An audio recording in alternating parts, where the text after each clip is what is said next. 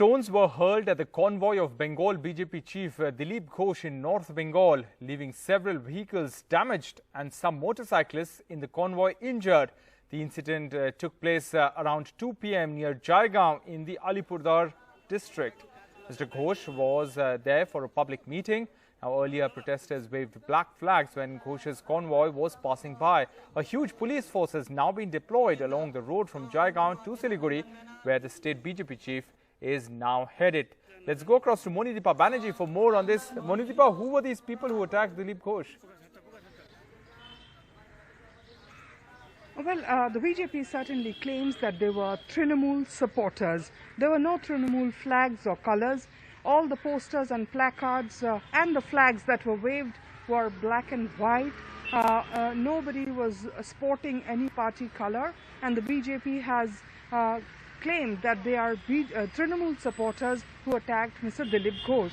Some local sources have suggested they may be members of the Gorkha Janmukti Morcha owing loyalty to Bimal Gurung, but we do not have any official confirmation of that. So far, Dilip Ghosh has targeted the Trinamool Congress, saying that the Trinamool seems bent on creating an atmosphere which will force the imposition of president's rule.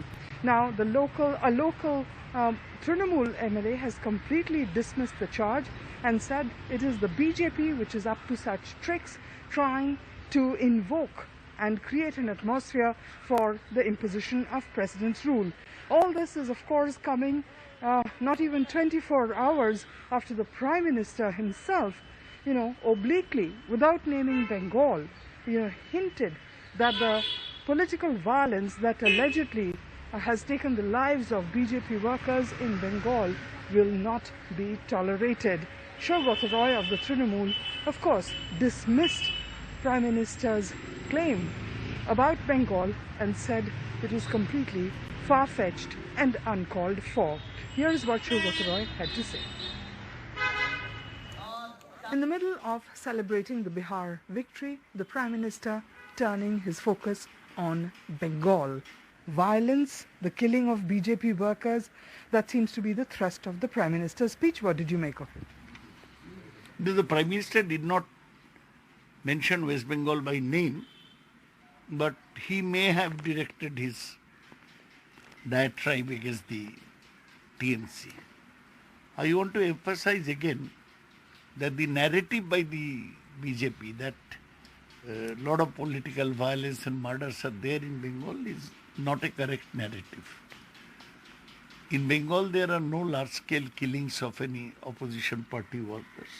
Trinamool Congress does not believe in politics of violence. In fact, we have been victims of political violence over a long time. So the Prime Minister, Amit Shah, they're just trying to raise the pitch by saying that Trinamool Congress is indulging in violence. It's not a correct accusation. I do not know why the Prime Minister decided to do this. Amit Shah himself, when he was last here, said 100 were killed in political violence over the last 2.5 years. Can you completely dismiss their allegation? I'm dismissing the allegation. Let the Prime Minister Amit Shah mention if any of their state level leaders were killed, if any of the district level leaders were killed. They are in the search for corpses. Anybody who commits suicide hangs himself because of family problems or of extreme privation, they are labelled as political murders. It's wrong. Any violence should not happen. But what the Prime Minister and the BJP is doing, finding corpses and using that as their plank, is wrong. Is the plank dangerous to the Trinamool Congress? It does hurt the image, or does it not? Of course, it's an accusation thrown about. The BJP's policy is that